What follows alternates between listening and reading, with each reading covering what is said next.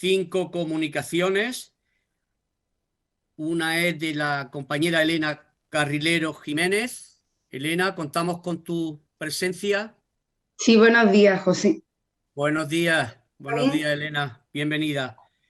Tenemos también a Verónica Triviño. Verónica, si no, que se incorpore después. Tenemos a Daniel Álvarez. Sí, aquí Daniel, estoy. perfecto. A Víctor Abel Jiménez. Hola, ¿qué tal? Sí, aquí estoy. Perfecto, bienvenido, Víctor. Muchas gracias. Y por último tenemos a Isabel Llamas. Sí, hola, buenos días a todos. Buenos días, pues muchísimas gracias. Os agradezco enormemente que seamos tan sumamente puntuales como lo hemos sido en los días anteriores. Pues, Elena, tienes la palabra cuando gustes.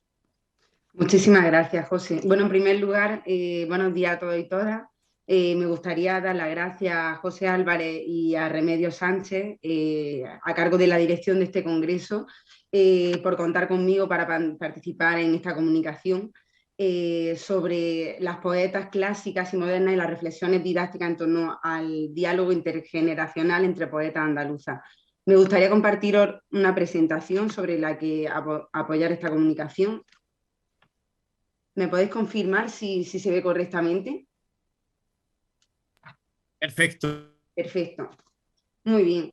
Bueno, en esta Elena. comunicación analizamos cómo las poetas andaluzas actuales propician un espacio de reflexión acerca de la democratización de la palabra y nos hacen cuestionarnos la validez de un canon poético que, por desgracia, a lo largo de todos estos años ha sido secado. Por eso me gustaría aproximarme a 3 poetas jóvenes andaluzas. Una de ellas es María Sánchez, cordobesa, conocida por su libro Cuaderno de Campo. Rosa Verbel, sevillana y ganadora del premio Poesía Joven Antonio Carvajal, con Las niñas siempre dicen la verdad. Y Cristina Angélica González, premio Ópera Prima de Crítica Andaluza. Me gustaría aproximarme a la obra de estas 3 autores, esta generación de poetas, mostrando cómo a través de sus versos y sus actos han empoderado la figura de la mujer poeta en un terreno predominantemente masculino, haciendo una invitación a repensar el canon desde este siglo XXI y la era digital de una forma conjunta. En esta primera parte de la comunicación me gustaría hablar de la democratización de la palabra a través de Internet. Esta democratización no solo habla acerca de la facilidad que supone la difusión de la poesía a través de las redes sociales, también del cambio de paradigma social en el que se reivindica no solo esa habitación propia de Virginia Woolf, sino también una voz propia que necesita y que pueda decirse en voz alta.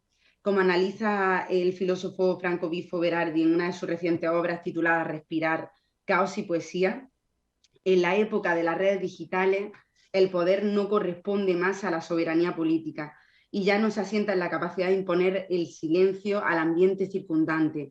Al contrario, impulsa a la gente a expresarse, incita a todos a alzar la voz hasta que se convierte en un ruido blanco. Desde una perspectiva de género, la difusión de la voz propia a través de Internet ha facilitado la equidad, que no se ha visto mermada por la tradición y la desigualdad arrastrada con anterioridad por la historia literaria de nuestro país. Como recuerda la doctora investigadora Isabel Logroño Carrascosa en su labor de dar visibilidad a las mujeres que forman parte de nuestra historia, conviene no olvidar que la tradición literaria ha dejado constancia de la posición en segundo o incluso tercer plano de la mujer en su acceso a la pluma y que tanto el advenimiento de la democracia como la revolución de las nuevas tecnologías y sus plataformas han sido 2 factores clave en el cambio definitivo de tal herencia. Por eso considero necesario distinguir entre 2 escenarios diferentes. El primero es Internet, aquel en el que se han desarrollado las poetas jóvenes, no solo el boom de la generación millennial, el cual ha permitido la democratización de la palabra independientemente del género de que la pronunciaba. Y el segundo escenario, el escenario del canon literario, que heredero de la tradición sigue confrontándose con la palabra no heredada y muestra a veces una evidente escasez de autoras poéticas que tienen su reflejo en el canon escolar, suponiendo un problema para niñas y adolescentes que a día de hoy todavía sufren esa falta de referentes femeninos en este y en otros ámbitos. Respecto a la legitimidad, el prestigio y el reconocimiento, Rafael Morales Barba, profesor de literatura, retórica y poesía española de la Universidad Autónoma de Madrid, le otorga ese prestigio, ese reconocimiento al paso del tiempo. Él dice que esto lo consagra el tiempo frente a la cultura de lo inmediato y su multiplicidad sin fedazo. Entonces yo me pregunto qué sucede con este canon que ha sido excluyente, cómo afecta a las poetas jóvenes andaluzas no tener referente de poetas andaluzas en el canon escolar y cómo podemos subsanar este error. La única acción posible frente a la espera del paso del tiempo es cuestionarnos la validez absoluta de un canon que ha dificultado el acceso a las mujeres al mismo durante tantos años. En una comunidad como la andaluza, más denostada si es posible que en otras. Como analiza con detenimiento la crítica literaria e investigadora de la Universidad de Granada, Remedios Sánchez García, el canon escolar poético ha estado sesgado y ha tenido graves consecuencias en la pedagogía literaria, invisibilizando a las autoras en los manuales de literatura. Cito a Remedios Sánchez García. De acuerdo con los objetivos planteados en nuestra investigación de verificar una presencia significativa de mujeres poetas en los manuales de segundo de bachillerato, ha sido posible constatar que en absoluto se respeta no ya la paridad, sino en un criterio de igual calidad una presencia razonable de poetas valiosas.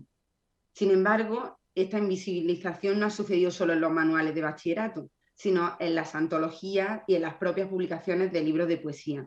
Es por eso que a las nuevas generaciones de mujeres poetas no les ha afectado de manera directa esta desigualdad, debido a que por primera vez en la historia han contado con otro medio para difundir su obra, la red de Internet. Aún así, como indica Genara Pulido, ha sido el papel el que les ha otorgado el reconocimiento. Hecho contradictorio, pues aunque la pantalla llegue más lejos, en cambio el papel sigue otorgando esa legitimidad. Reivindicamos entonces el papel y el canon escolar para las autoras que debieron estar en él y siguen sin estarlo a día de hoy.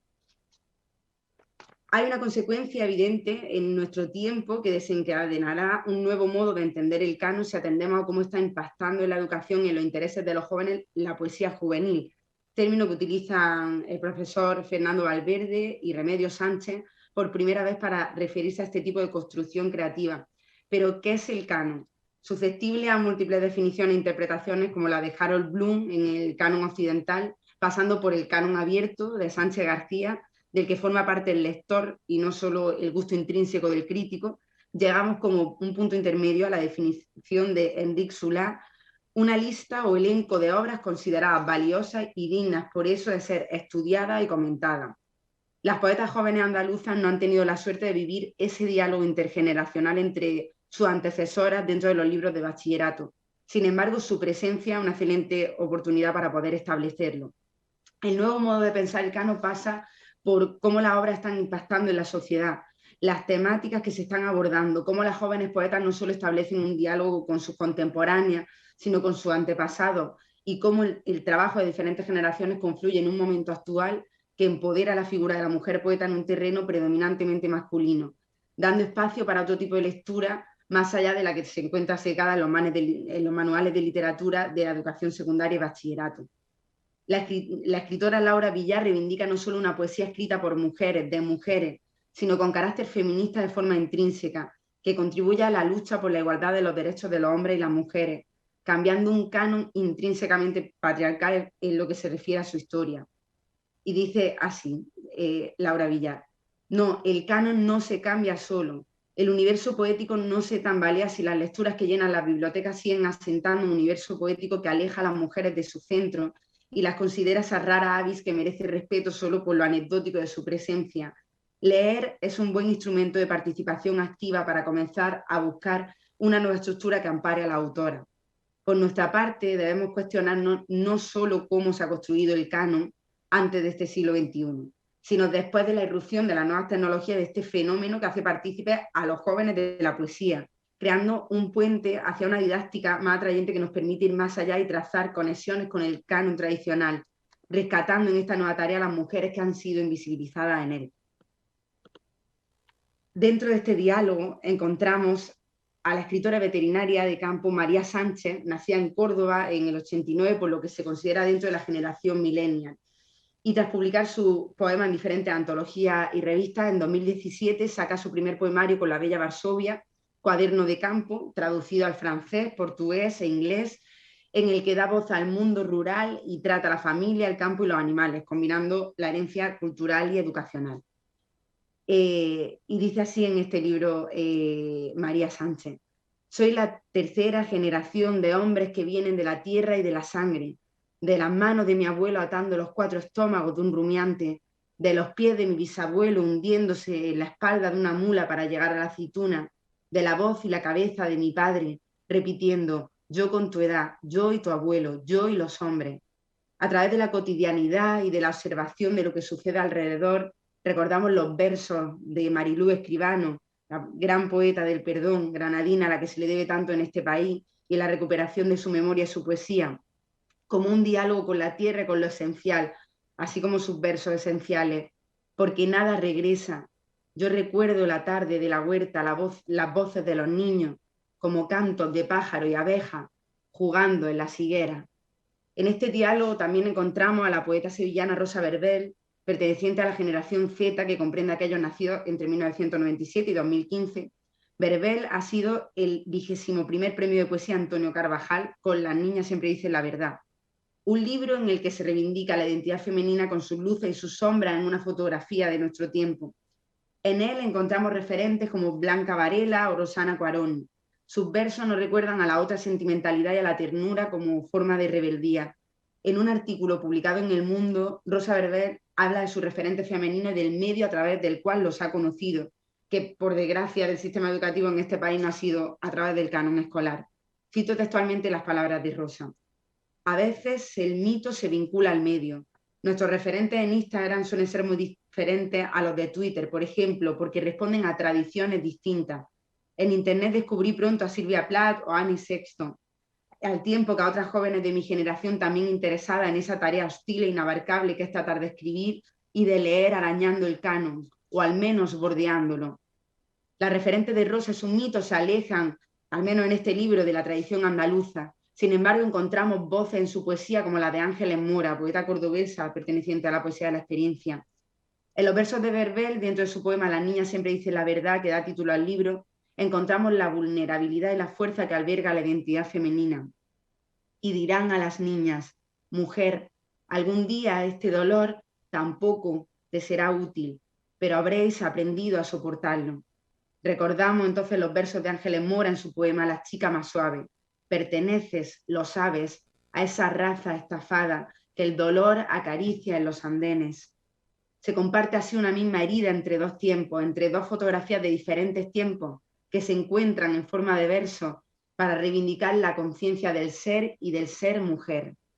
Finalmente hallamos la figura de Cristina Angélica, poeta nacida en los 2000 en Caracas, Venezuela, de nacionalidad y padres españoles, residente en Málaga desde niña.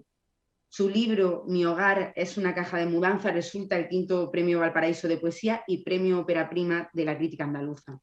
En él nos habla del desarraigo, de la identidad y de un exilio no elegido ni vivido, pero presente como una huella en su historia. Cuando Cristina Angélica cuenta cómo empezó a interesarse por la poesía, menciona a Miguel Hernández, pero pronto también lo hace a Paca Aguirre, a quien cita en su poema Propietarios, con los versos: porque no poseemos nada, ni siquiera la vaga sombra del futuro. Sin embargo, seguimos estableciendo un diálogo entre la poeta andaluza Cristina Angélica y los versos de Elena Martín Vivaldi, la poeta granadina contemporánea de la generación del 27. Como en esa fotografía de nuestro tiempo que mencionábamos anteriormente, Cristina en sus versos nos muestra que nada permanece, pero sin embargo se queda dentro de nosotros su huella. No ponemos los nombres en el buzón, tan solo estamos de paso. Elena Martín Vivaldi reivindica la necesidad de nombrarlo todo, para que de alguna forma permanezca, aunque nos quebremos la voz de tanta ausencia, algo que quizás tiene que enseñarnos el pasado a la generación presente, para combatir este mundo líquido, como lo llamaba Zygmunt Bauman, en el que todo es devenir. Y ya finalizo con estos versos. Hay que nombrarlo todo: la tristeza y la dicha, la sonrisa y el llanto, el amor y los nombres, aunque la voz se rompa trastornada de ausencia. Es por ello que para lograr este diálogo debemos nombrarlo todo y continuar con este trabajo de recuperación de la memoria de las poetas andaluzas, de nuestras poetas andaluzas, para que este congreso dentro de 100 años no tenga que llamarse la olvidada, sino la recordada, y que la palabra no vuelva a ser nunca más silenciada. Así que muchísimas gracias. Bueno, buenos días a todos y a todas. Soy Genara y muchísimas gracias por citarme, Elena. Compartimos la misma pasión por Rosa Verbel. Corto micrófono y cámara, pero quería darte las gracias. A ti. Muchísimas gracias por esa maravillosa aportación. Es muy importante, renombrable que haya gente joven que esté tan sumamente concienciada de esta historia que estamos trabajando hoy. Daniel, Sí, aquí estoy. cuando guste. Y antes de empezar, quería sumarme a las felicitaciones y a la gratitud que ha hecho mi predecesora Elena Carrilero y al profesor José Álvarez y a la profesora Remedios Sánchez, que han tenido los dos la ayuda y la mano, no han tendido a estos jóvenes que estamos empezando la buena bondad de darnos un espacio aquí para presentar nuestras comunicaciones. Y he de reconocer que estoy un poco presionado porque después de la gran exposición que ha hecho Elena Carrilero, es un poco difícil seguir con tan alto prestigio y tan buena comunicación que ha hecho. Mi comunicación se titula Compromiso Pedagógico e Histórico de Marilú Escribano y pretendo rendirle un poco otro homenaje más porque cualquier homenaje es poco a esta grandísima autora. Y este es el índice que voy a seguir dentro de mi comunicación, una introducción, recorrido histórico de la poesía de Marilú Escribano como educadora, temática en la poesía de Marilú Escribano, un epílogo y referencia bibliográfica. Esta comunicación voy a intentar que sea un poco más amigable, ya que en palabras de la propia Marilú no le gustaba demasiado los protocolarismos, pero vamos a empezar con esta cita que dice: los libros de poemas son a veces una carga, porque se abre mucho el alma y no soy de expresar demasiado mis sentimientos. Me gusta que se sienten en el poema y que quede solo el pozo, la esencia. Quienes me quieren y a quienes quiero lo saben. En primer lugar, Marilú Escribano es una poeta reconocida como una de las 82 voces capitales en la obra de Raquel Lansero y Merino, Poesía soy yo, publicada en el año 2016, y siendo una de las referentes de la poesía independiente escrita por mujeres no reconocidas a pesar de su evidente calidad aquí en el territorio español. También debemos destacar la obra coordinada por la profesora Remedios Sánchez y el profesor Manuel Gaete, Palabras silenciadas, voces de la mujer, la poesía española contemporánea del año 2017.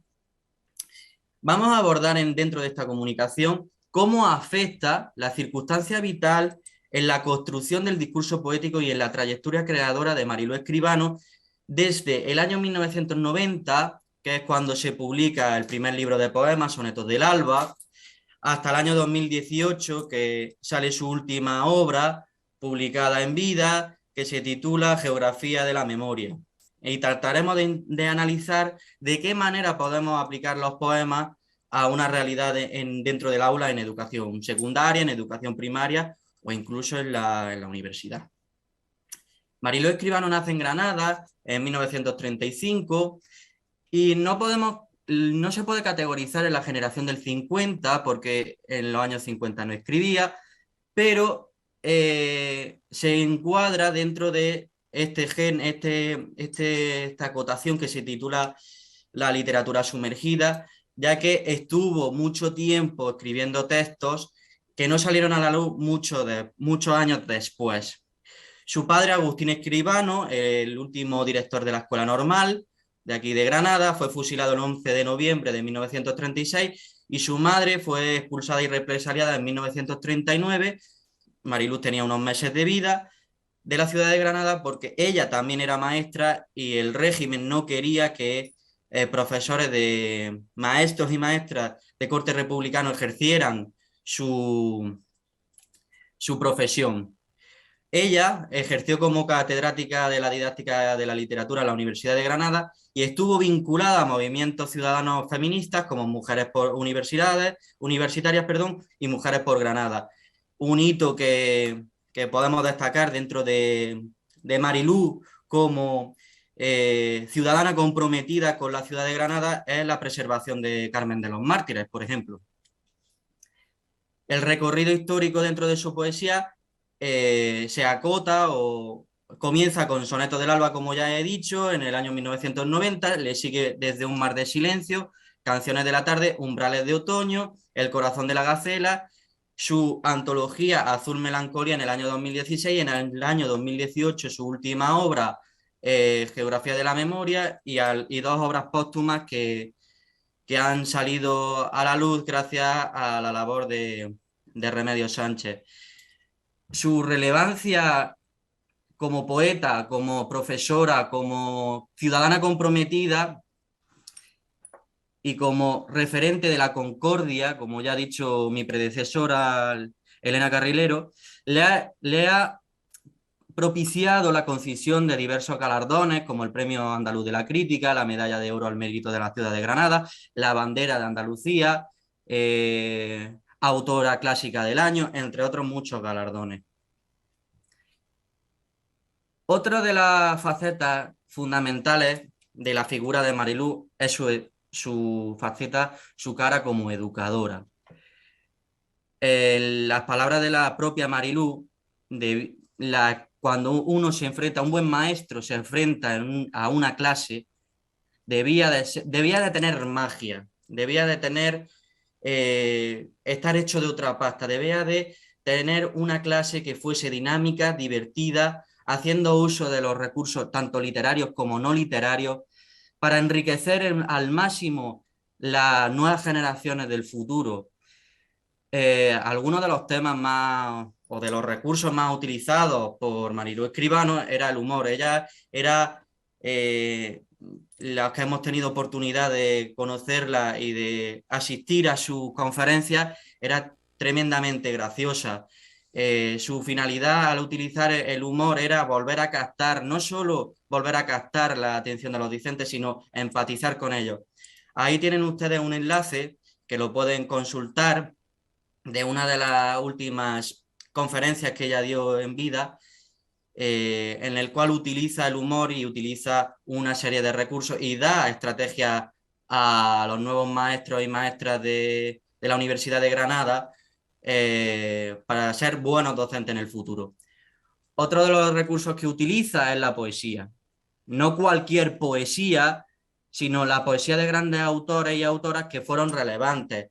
Ella destaca la figura de Juan Ramón Jiménez, destaca también a Rafael Alberti, destaca a Federico García Lorca, destaca a su amiga Elena Martín Vivaldi, a Luis García Montero, y ella, citando las propias palabras que decía ella en esta conferencia que ya la he nombrado anteriormente, decía: parece que el poema es algo que no lo van a entender, y no, ustedes lo que tienen que hacer a todo el mundo, dárselo con gracia y con salero, lo pescan y aplauden.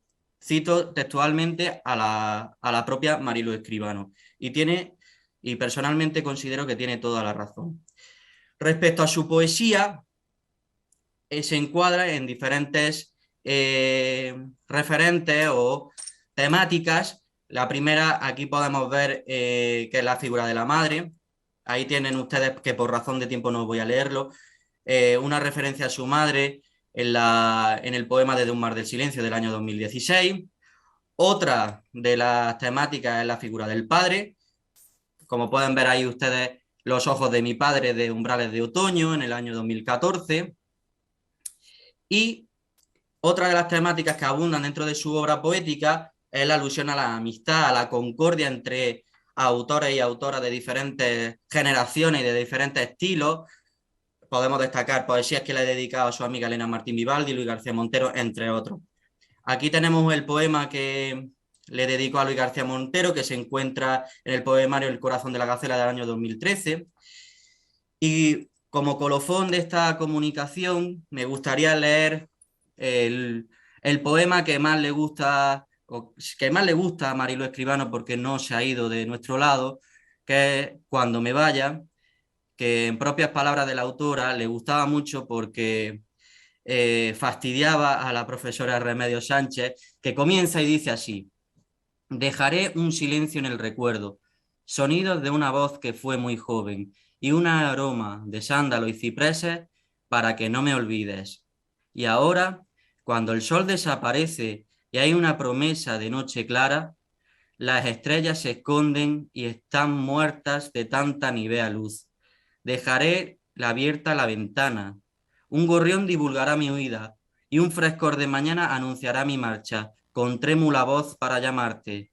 Cuando me vaya, perderé las praderas, los bosques encendidos de noviembre, el verde del jardín en primavera, la tenue luz de los planetas, la sonrisa de un niño, el calor de un amigo, lágrimas de dolor por los caminos que transité tan alta, la caricia de un perro que dio fuego a mis manos.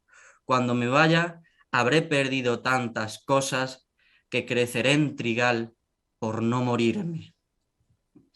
Una referencia bibliográfica y muchísimas gracias por su atención. Muchísimas gracias, Daniel, por su valiosa aportación y por hacernos ese retrato tan ajustado a nuestra querida y amada Mariluz Escribano. Continuamos con estas excelentes aportaciones con el siguiente comunicante, Víctor Abel Jiménez. Víctor, Hola, ¿qué tal? muy buenas. Hola, buenos Adelante días. cuando gustes. Voy a compartir, antes de nada, pues agradecer a la organización, a José Álvarez y a Remedios Sánchez que nos estén dando la oportunidad de poder realizar este material, estas exposiciones, para poder introducir a la olvidada en las aulas de bachillerato y secundaria. Esta presentación que voy a hacer yo hoy es la segunda parte de otra presentación que realicé aquí, que tenía título a propósito de la incorporación al canon escolar de las poetas de la generación del 80, Ángeles Mora, en el aula de secundaria.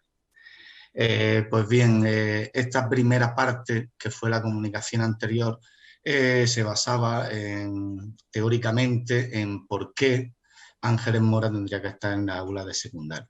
Entonces ahí desarrollé, a través de citas bibliográficas y de análisis de poemas suyos, por qué es necesario que Ángeles Mora esté ya en la aula de secundaria.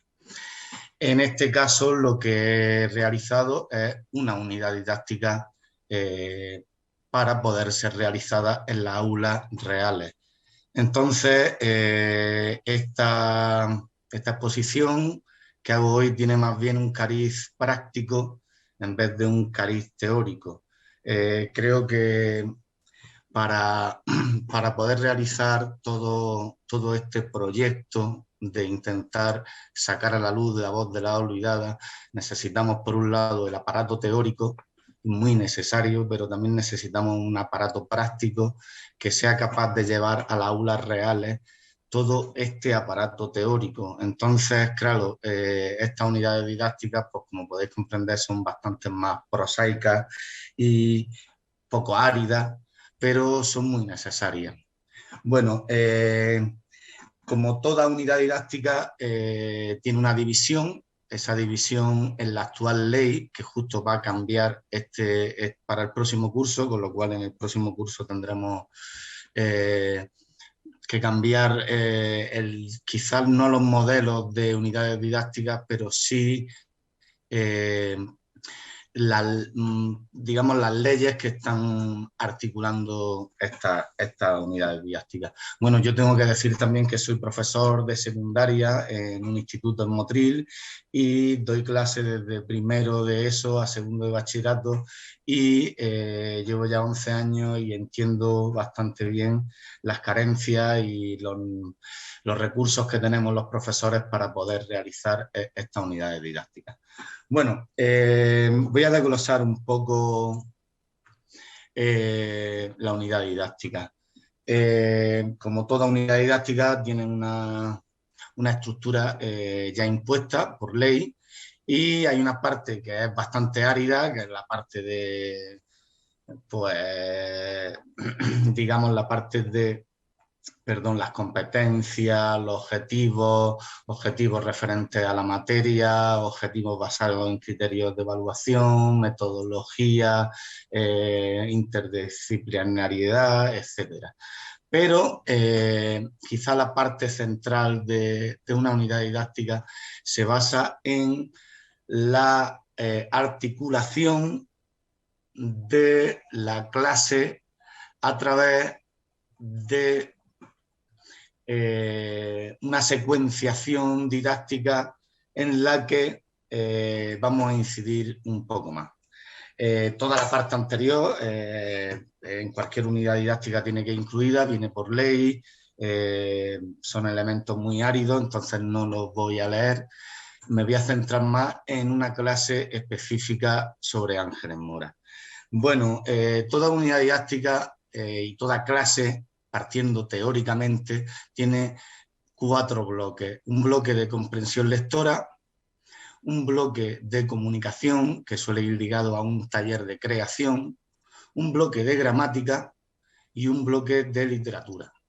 Los 4 bloques deben ir conectados, ¿no? Entonces, en la primera parte, en el primer bloque de comprensión lectora, normalmente se introduce con un texto que abre un debate en donde el alumnado tiene que realizar una serie de preguntas, y normalmente este bloque por lo menos 2 o 3 sesiones necesita.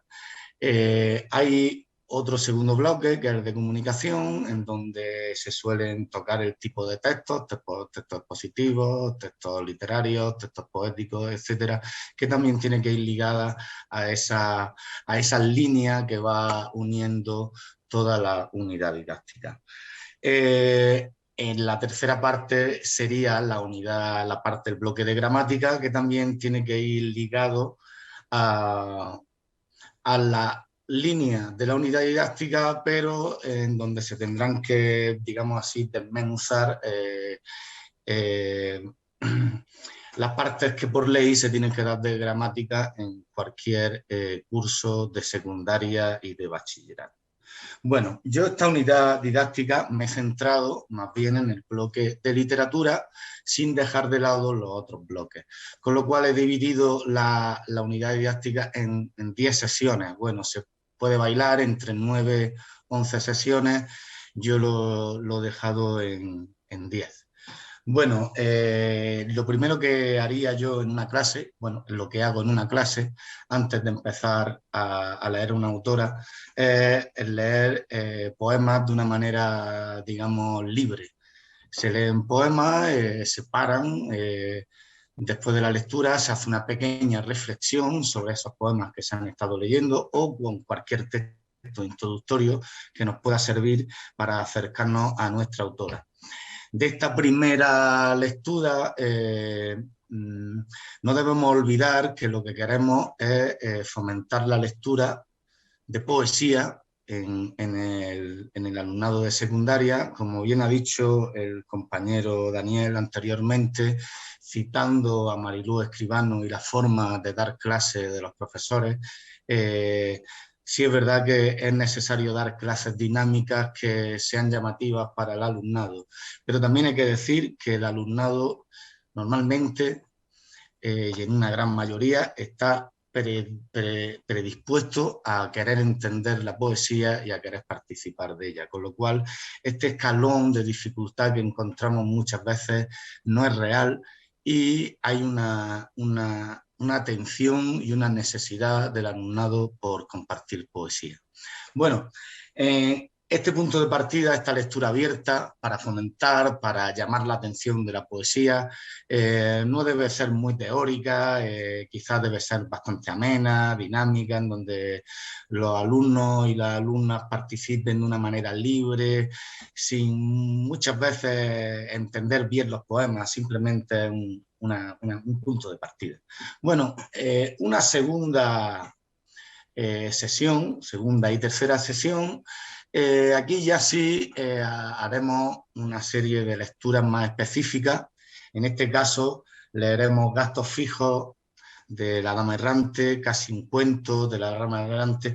Voy a pasar un poco más adelante en donde desarrollo esta parte. Bueno, en el poema Gastos fijos de La Dama Errante podríamos hablar abiertamente del concepto acuñado por Virginia Woolf en Una habitación propia, que básicamente decía que para que una mujer sea libre necesita un sueldo decente y una habitación propia.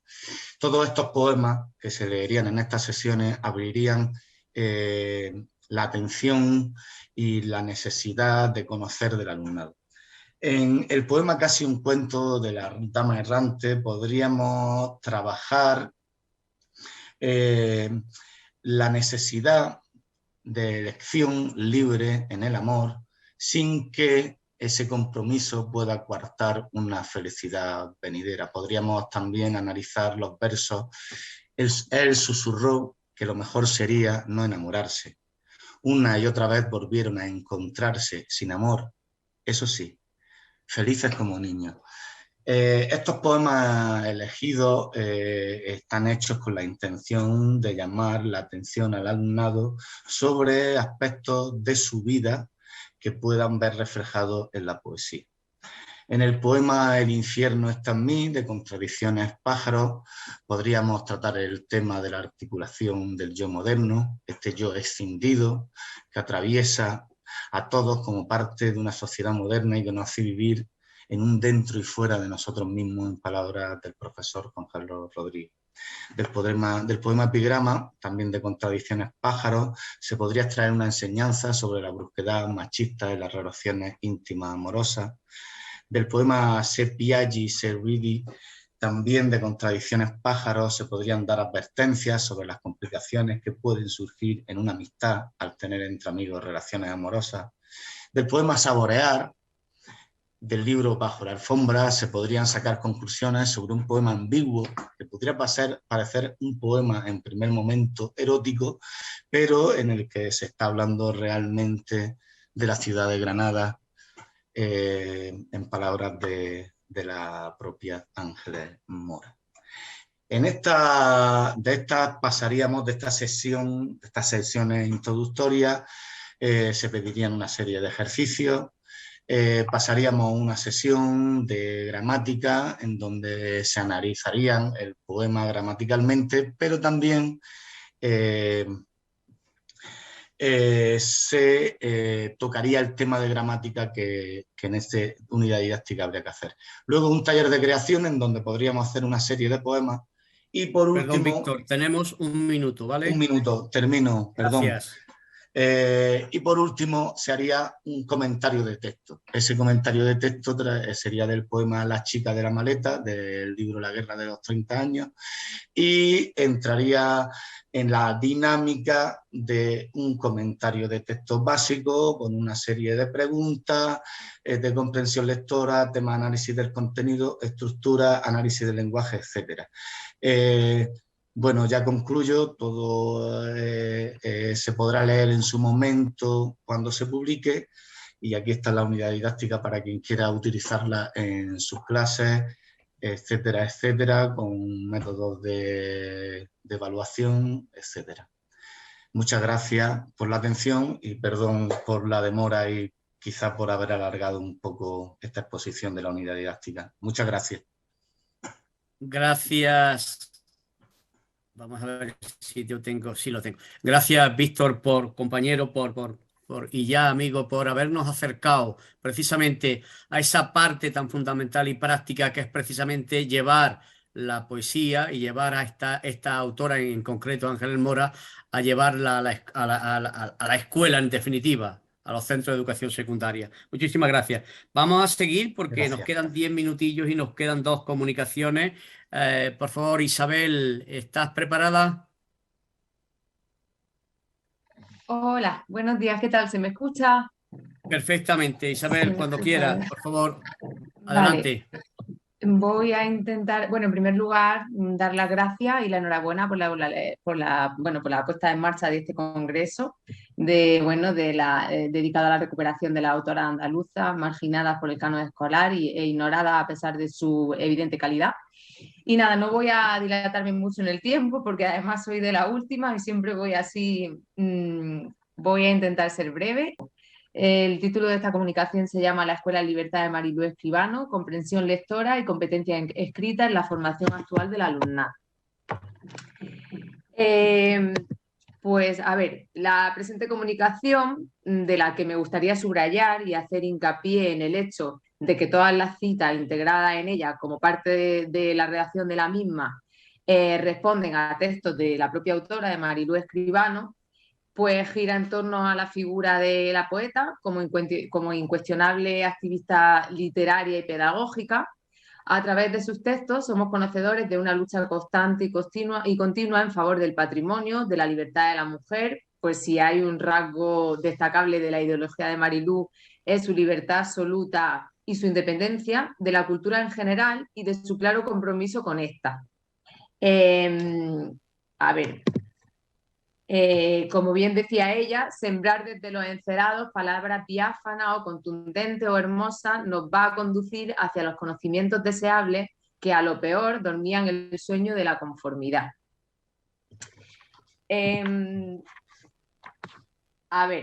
La idea de esta comunicación no es otra que la de reflejar y poner de manifiesto mediante el análisis de los artículos de la Escuela en Libertad la importancia que ella misma atribuía a la adquisición y dominio de la comprensión lectora y la expresión escrita en el proceso formativo del alumnado en etapas iniciales. Decía, cito literalmente, desde que el otoño el niño va a la escuela y empieza a aprender la serpiente inacabable de los adjetivos, que son los que dan aroma y color a la lengua, desde que despeja las incógnitas de esta.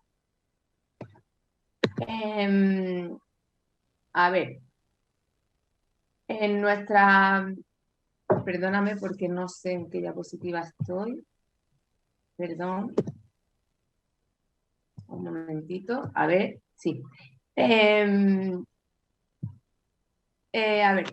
nuestra escuela se ha aprendido a leer y escribir, pero de todo el proceso de aprendizaje de la lectura y de la escritura, con frecuencia el niño, que luego se ha convertido en adulto, se ha quedado anclado en una primera fase. La escuela en general apenas se ha preocupado de enseñar la mecánica, es decir, ha centrado todo su interés en enseñar a codificar y decodificar, objetivo que se consigue con una relativa rapidez, mientras ha olvidado otros aspectos fundamentales, pero de objetivos menos controlables o continuamente prorrogables a nuevas metas, dado que a leer y escribir se empieza a aprender, pero no se acaba nunca.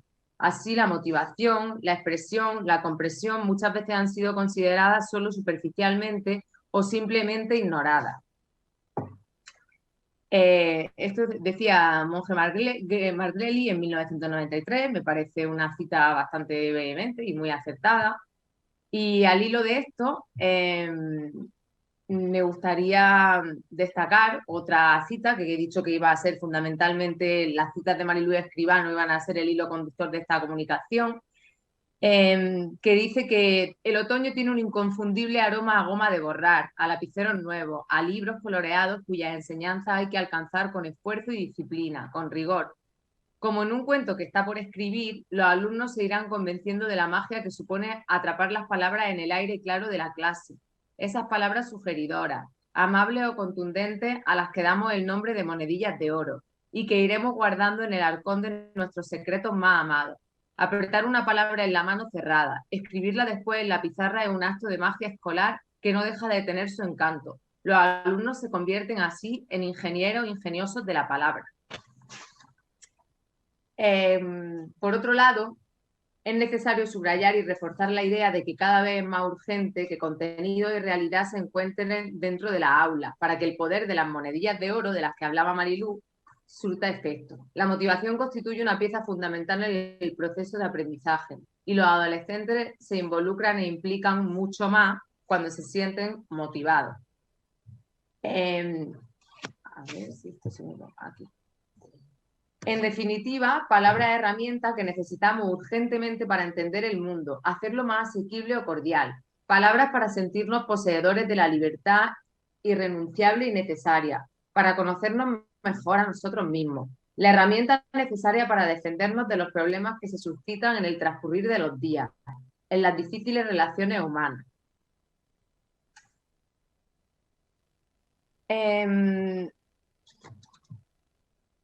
Bueno, pues para ello la importancia de la lectura y de la escritura era incuestionable, pero por encima de cualquier competencia, por encima de cualquier conocimiento estaban los alumnos, y por eso mismo ya hace pues bastantes años que Marilú adelantaba con cierto lamento, decía que parecía que no trataran con una materia frágil y delicada como son los niños. Parece que quieran desterrar la creatividad de los maestros encorsetados cada día por normativas ásperas, imposibilitados por la rigidez de las órdenes legislativas. O la escuela es un lugar de amena convivencia, de libertad espontánea y razonable, de creatividad responsable, o no será nada más que un lugar de tedio y hastío. Y yo creo que ahí, en ese aspecto, razón no le faltaba. Y es que llegado a la etapa de secundaria, pues es necesario que la lectura y la escritura hayan alcanzado la categoría que les corresponde, que se le haya otorgado la importancia que debiera, sobre todo teniendo en cuenta la influencia de la era digital en la que estamos inmersos. Y para ello, también la autora citaba y decía de forma contundente que no estaría mal que todos los centros de primaria y secundaria programaran para sus alumnos una visita obligada a la Feria del Libro, que hace palpable y evidente la importancia de este en la formación de los niños y adolescentes. A ver si entre todos conseguimos hacer jóvenes lectores al por mayor. El sistema educativo y la sociedad en general deben ostentar un enorme grado de responsabilidad con respecto a la lectura y la escritura, no solo como técnica ineludible de aprendizaje, ¿no? Eso obviamente, sino también como herramientas de civilización que permitan a los alumnos vivir, interpretar y comprender la realidad que les rodea. Y porque nos hacen más libres y más capaces, menos vulnerables, seguiremos trabajando en el silencio de las pizarras, atrapando los silencios amables de las clases, las monedillas de oro para guardarlas cuidadosamente y con mimo en los bolsillos de nuestros pantalones vaqueros, para rescatarlas de ahí y utilizarlas en nuestro proceso de civilización, socialización y supervivencia. Además, pues otra de las múltiples ventajas del fomento de la lectura es la que deriva en una mejora sustancial de la competencia escrita. No solo se apreciará una importante mejora tanto en construcciones gramaticales como en ortografía, sino que la propia escritura de texto implicará en sí misma la aparición de la generación de la literatura si somos capaces de despertar en los alumnos un gusto y placer por la lectura, haciendo, como decía la maestra, de las clases una algarabía de dictados, redacciones y análisis gramaticales, un juego de sustantivos, un divertimento de luz de adjetivos. Los análisis gramaticales no ya para el conocimiento, sino para la vida. Al final es fundamental que los alumnos entiendan la importancia de la lectura como de la escritura como fines en sí mismos. Uno no lee para aprender a leer como objetivo final, sino que lo hace para la consecución de objetivos más amplios que le permitan socializar, expresar, convivir, alcanzar. Así pues, empezamos a ser ricos cuando tenemos medio diccionario en la cabeza y se nos ha volado el pájaro de la incertidumbre. Colocar una palabra en su lugar dentro del folio, responder con agilidad a una pregunta, discutir un proyecto, hacer razonable un dictamen, requiere la seguridad del conocimiento, la razonable certeza del trabajo previo, haber utilizado la azadilla en las tierras yermas de nuestros primeros titubeos, haber mirado mucho los mares que son las bibliotecas y haber naufragado entre sus libros que son las palomas sedentes que nos aguardan con paciente tesón en la estantería.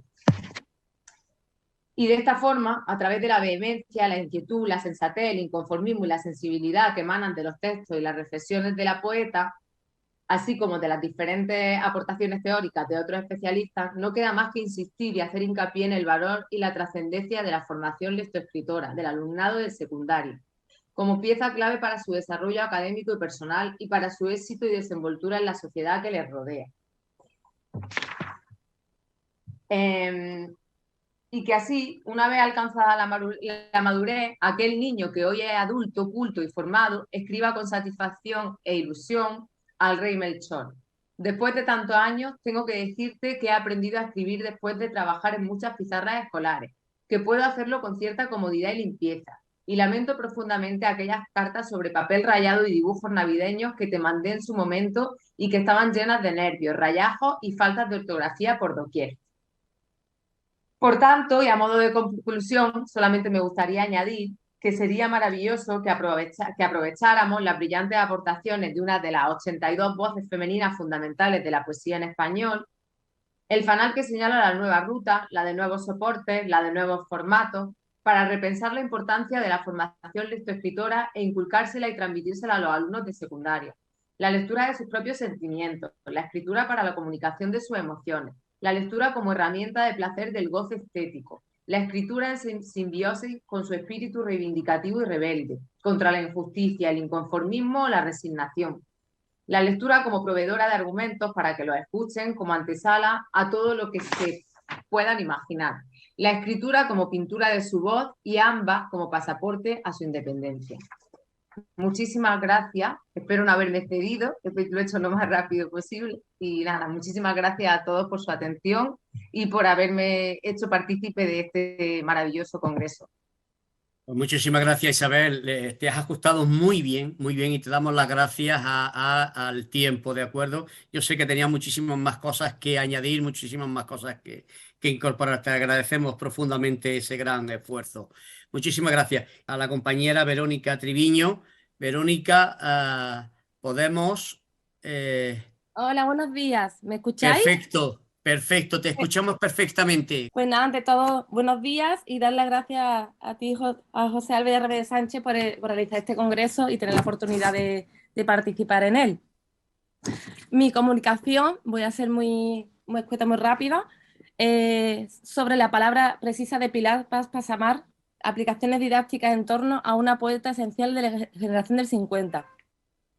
Para mí es súper importante el nombre de Pilar Paz Passamar, ya que es una institución del verso. Y me gustaría, lo que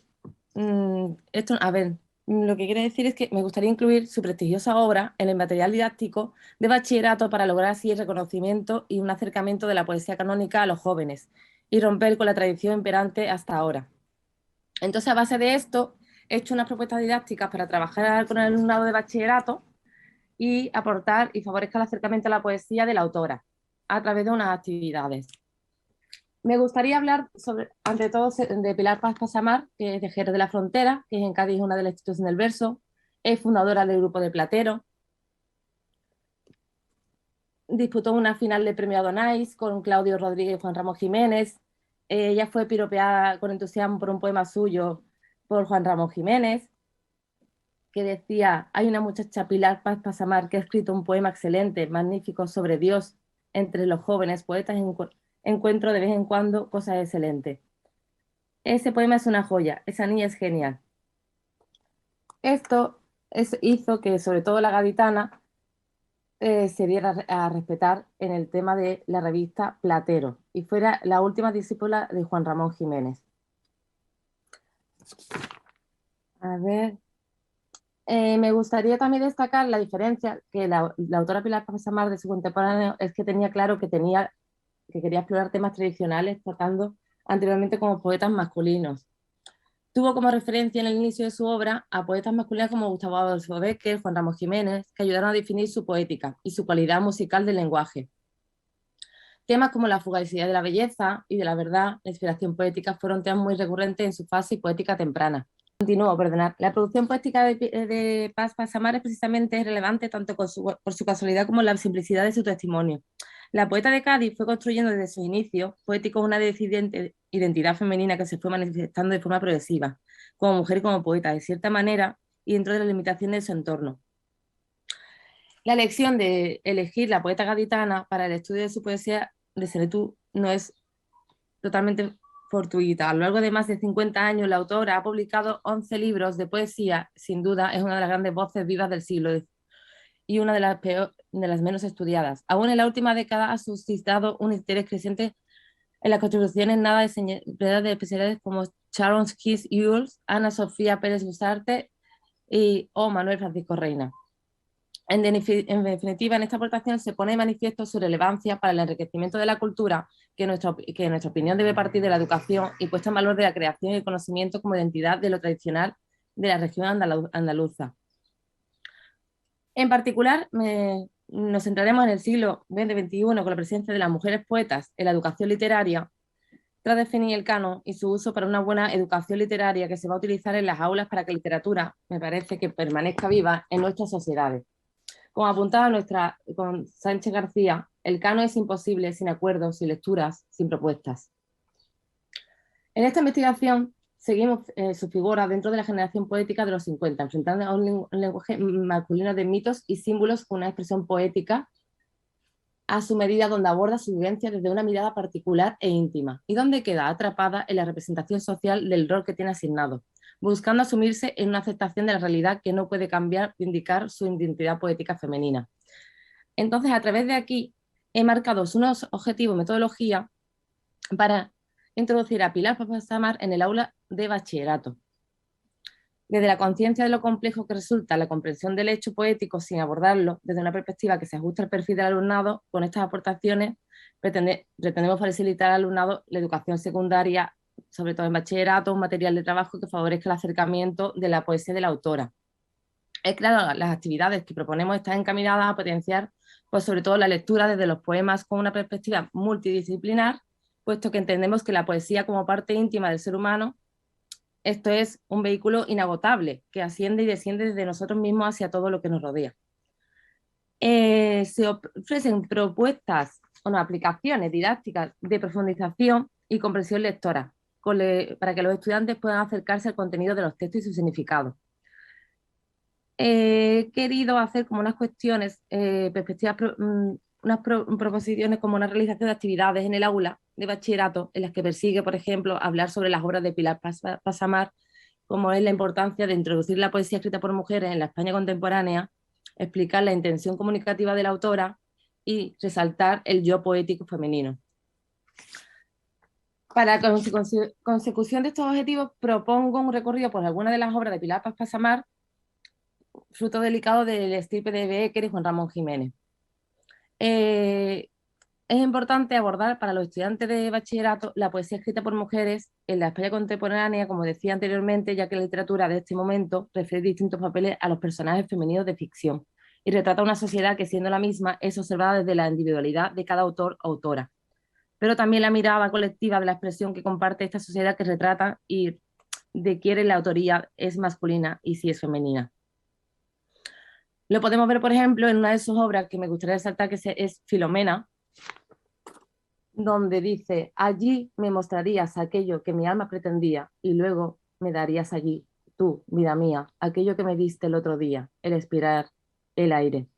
Aquí habla, sobre todo destaca el ave como símbolo del alma. Es un motivo como muy extendido que es del folclore andaluz que pasa luego a la literatura. Luego otra de las obras, en Los buenos días, donde podemos ver la importancia que tiene para la poeta el compromiso de la palabra poética. El oficio del poeta es divino y conlleva una responsabilidad, y además volvemos a ver esa figura retórica del simbolismo, la palabra mirlo, que también la destacaba Mariluz Escribano, fiel Juan Romaniano. Dentro aún de Los buenos días encontramos más adelante en Hablante de mí una de las interesantes asociaciones de los pájaros, de los recuerdos, de la edad de oro de la infancia, recuerdos que son aves de un paraíso perdido. Aquí en este texto que ahora mismo cito: yo te hablo de mí por regalarte algo de aquella infancia, me nombro muchas veces, te repito, una vez yo, de niña, yo te hablo de mí continuamente y regreso con pájaros de olvido. El yo poético, que podemos dividirlo en este texto en dos partes, uno sugiere al lector la autonomía, repitiendo el uso repetido de la segunda persona del singular, y en otro, el más extendido, el yo poético con la primera persona de singular y plural. Es decir, es tal el compromiso de la autora con la construcción de su propio yo, como individuo, como poeta y en femenino, que aunque constituya una rareza en su producción, se anima a solar a la lectora o al lector a la individualidad, a la autonomía, directamente en este caso con un significado, uso repetido de la segunda persona del singular. La singularidad de este recurso de la obra de Paz Passamar da cuenta de valor y fuerza que la autora concede a la sugerencia de la íntima soberanía e individualismo, en tanto que no vuelve a permitirse una exhortación en los términos salvo la poema de rima fácil y cita sabia.